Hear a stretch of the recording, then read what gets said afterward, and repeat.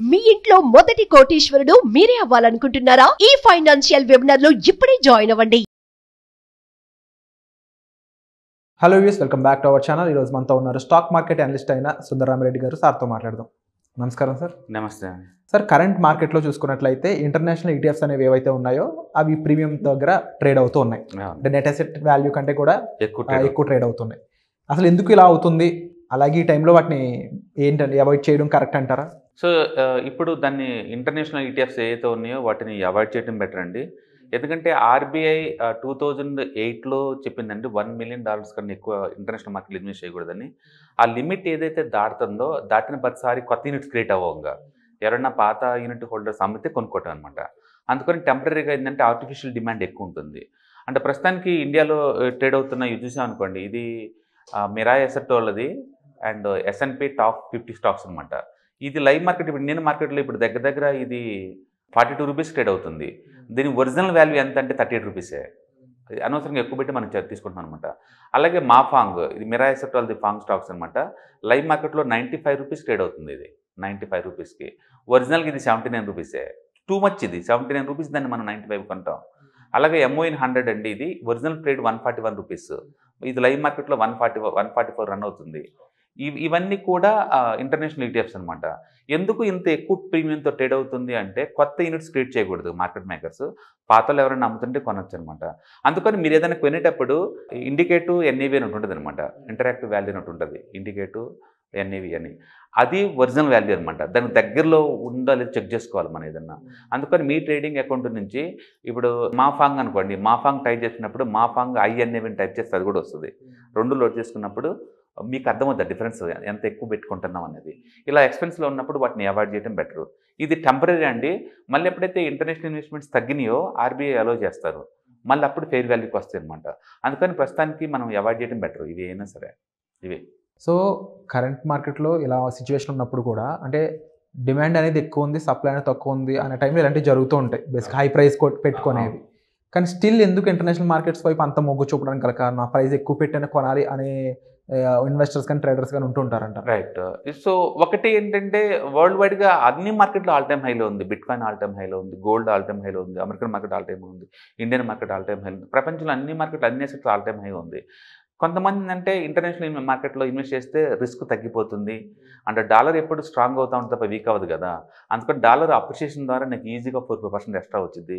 ఇలాంటి రీజన్ తోటి రిస్క్ని మినిమైజ్ చేద్దామని డైవర్సిఫికేషన్ కోసం ఉండొచ్చు, లేదా డాలర్ అప్రిషియేట్ అవుతుంది కాబట్టి ఈజీగా డబ్బు వస్తుందని చెప్పేసి అలా ఉండొచ్చు. మొత్తానికైతే ఇంటర్నేషనల్ మార్కెట్లో ఇన్వెస్ట్ చేసే వాళ్ళు ఇండియన్ మార్కెట్లో నుంచి చాలా ఎక్కువైపోయారు. అయితే ఈ RBIలో 2008 నుంచి కూడా వాళ్ళు క్లియర్గా $1 million కన్నా ఎక్కువ అలో చేయదనమాట.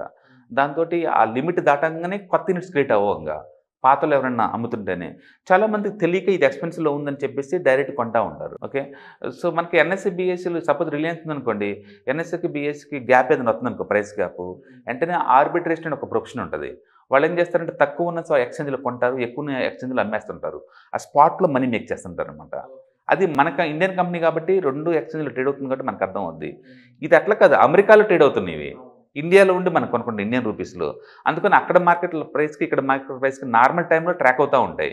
కానీ ఎప్పుడైతే ఈ RBIలు బ్యాన్ చేశారో అప్పుడేంటంటే ఆ ఇంటర్నేషనల్ మార్కెట్తో పోల్చుకుంటే ఇవి ఎక్స్పెన్సివ్ తయారైపోయినాయి. ఎందుకంటే చాలామంది తెలీదు ఇది ఎక్కువ రేట్తో కోట్ అవుతున్న విషయం. ఎందుకంటే ఇక్కడ ఆర్బిట్రేషన్ చేయడానికి స్పేస్ లేదు కదా. అందుకని ప్రస్తుతానికి చాలా ఎక్స్పెన్స్లో ఉంది.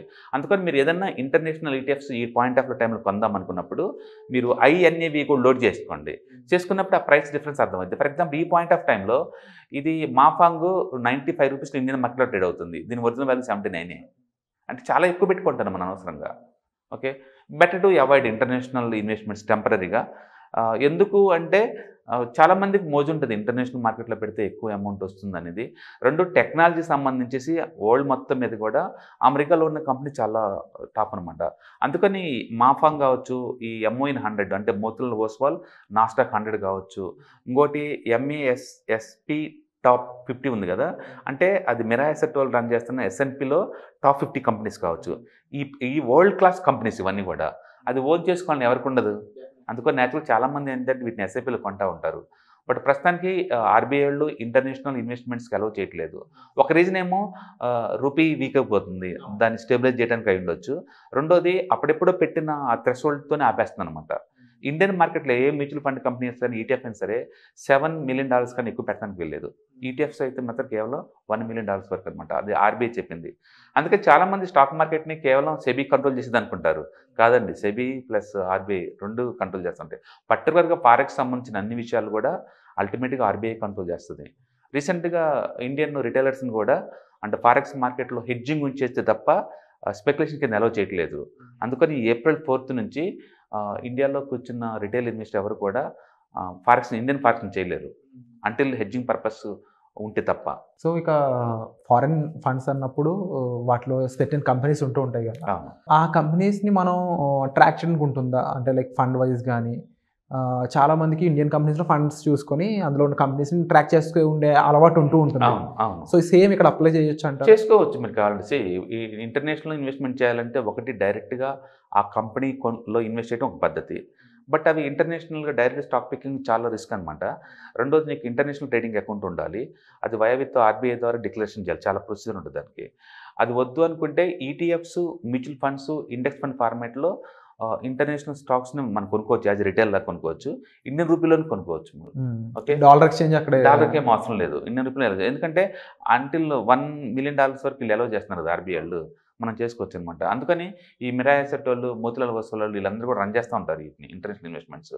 అందుకని మీరు చైనాలో పెట్టాలన్నా ఇండియాలో ఉండి ఇండియన్ రూపీలో పెట్టచ్చు, అమెరికాలో కావాలన్నా ఇండియన్ రూపీస్లో ఉండి పెట్టచ్చు అనమాట. అయితే ప్రస్తుతానికి ఇవన్నీ ఇంటర్నేషనల్ ఇన్వెస్ట్మెంట్స్ అన్ని బ్యాన్లో ఉన్నాయి కాబట్టి ఖచ్చితంగా అన్ని ప్రీమియమ్స్కి వెళ్ళిపోతాయి. అందుకని మరీ ప్రీమియంలో పెట్టాల్సిన అవసరం లేదు కదా. ప్రస్తుతానికి దాన్ని ఆపేసేసి ఎప్పుడైతే మళ్ళీ యూనిట్ వాల్యూ డౌన్ అయ్యి ఒరిజినల్ వాల్యూకి వస్తాయో అప్పుడు ఇన్వెస్ట్మెంట్ చేసుకోవటం బెస్ట్ అనమాట. అండ్ కరెంట్ ఉన్న సిచ్యువేషన్లో ఇది డిస్కౌంట్ రావడం అంటే నెట్ వాల్యూ కన్నా తక్కువ రావడానికి స్కోప్ ఎంతకాలం పట్టవచ్చు అంటారు? దాన్ని గెస్ చేయలేమంటారు? చెప్పలేము. అది మార్కెట్లో డిమాండ్ సప్లై డిసైడ్ చేస్తే ప్రస్తుతానికి చూస్తే మాత్రం అన్ని ఎక్స్పెన్సివ్కి వెళ్ళిపోయింది. ఎంత అంటే ఈవెన్ ఎంఏహెచ్ కిటెక్ కూడా అది కూడా ఎక్స్పెన్సివ్ ట్రేడ్ అవుతుంది చూడండి, 1%. సో ఈ టైంలో అంత ప్రీమియంలో తీసుకోవాల్సిన అవసరం లేదు కాబట్టి అవాయిడ్ చేయడం అనేది బెటర్ ఇన్వెస్ట్మెంట్. మీరు ఏం చేస్తారంటే మాఫంగ్ అనుకోండి, మాఫంగ్తో పాటు మాఫంగ్ ఐఎన్ఏబి ఉంటుంది, దాన్ని కూడా లోడ్ చేయండి. రెండింటి మధ్య డిఫరెన్స్ చేసుకోండి. ఎంత ఐఎన్ఏబికి దగ్గరగా వస్తే నీకు అంత బెస్ట్ ప్రైస్ కొంటానంటే లెక్క. అంటే ఈక్వల్ కాకుండా ఒక డిఫరెన్స్ ప్రైస్లో కొనాలంటే ఎంత ఎక్కువ ఉంటే కొనొచ్చు అంటే కొనకూడదు. సాధ్యంత వరకు ఐఎన్ఏబి ప్రైస్కి దగ్గరలో ఉంటేనే, ఇది ఇండికేటివ్ ఎన్ఏవి కదా, అందుకని దీని దగ్గరలో ఉంటేనే కొనుక్కోవచ్చు. ఒరిజినల్గా ట్రేడింగ్ అకౌంట్ కన్నా కూడా పర్టికులర్ కంపెనీ ఎయిమ్సిల్ పోర్టల్కి వెళ్తే లైవ్లో ట్రాక్ అవుతూ ఉంటాయి. ఆ ప్రైస్కి ఇక్కడ కోట్ అవుతుందో మనం చెక్ చేసుకొని మనం తీసుకోవచ్చు అనమాట. ఎప్పుడైనా ఈటీఎఫ్స్ ఫస్ట్ ఓపెనింగ్లోని కొనటం అమ్మటం చేయకూడదు. ఎందుకంటే ఇల్లిక్విడ్గా ఉంటాయి ఆ టైంలో, టూ మచ్గా ప్రైస్ అప్పగానికి కిందగా రియాక్ట్ అవుతూ ఉంటాయి. రెండోది పొరపాటును కూడా మార్కెట్ ఆర్డర్స్తో కొనకూడదు. ఎందుకంటే ఈటీఎఫ్స్ ఎప్పుడు లిక్విడిటీ ఇష్యూస్ ఉంటాయి. మనం ఇన్ టైంలో మనం కొనలేము, అమ్మలేము వాటిని. అందుకని లిమిట్ ఆర్డర్లు పెట్టారనుకోండి, ప్రైస్ మన కంట్రోల్లో ఉంటుంది. మూడోది కొనే ముందు ఈ ఐ అనేవి చెక్ చేసుకోవడం ద్వారా ఇతను ఎక్స్పెన్సివ్ ట్రేడ్ అవుతుంది, డిస్కౌంట్లు ట్రేడ్ అవుతుందో మనకు అర్థమవుతాయి. డిస్కౌంట్లు అయితే హ్యాపీయే, బట్ ఎక్స్పెన్సివ్ అనుకోండి బెట్ అవార్డ్ అనమాట. ఎందుకంటే లేని ప్రైస్కి మనం ఎందుకు కొనాలి? ఇలాంటి మనం చూసుకోవడం ద్వారా ఏంటంటే ఫెయిర్ మేనర్లో మనం మనీ మేక్ చేయడానికి ఛాన్స్ ఎక్కువ ఉంటుంది. సో ప్రస్తుతానికి బెటర్ టు అవాయిడ్ది ఇంటర్నేషనల్ ఈటీఎఫ్స్, మ్యూచువల్ ఫండ్స్ ఇవన్నీ కూడా అవాయిడ్ చేయడం బెటర్. చూసారు అంటే మీరు చెప్పినట్టు ఇంటర్నేషనల్ మార్కెట్లో మనకంటూ కొన్ని ఆస్తులు ఉండాలి, అది డిజిటల్ ఆస్తులు ఉండాలి అనుకుంటంలో తప్పు లేదు. But at the same time right time, right placement important కాబట్టి ఇప్పుడు అవాయిడ్ చేయడం అనేది మాకు తెలియజేసినందుకు కూడా thank you so much. Suman టీవీలో మీ పర్సనల్ అండ్ బిజినెస్ ప్రమోషన్స్ కోసం కింది నెంబర్కి కాంటాక్ట్ చేయండి.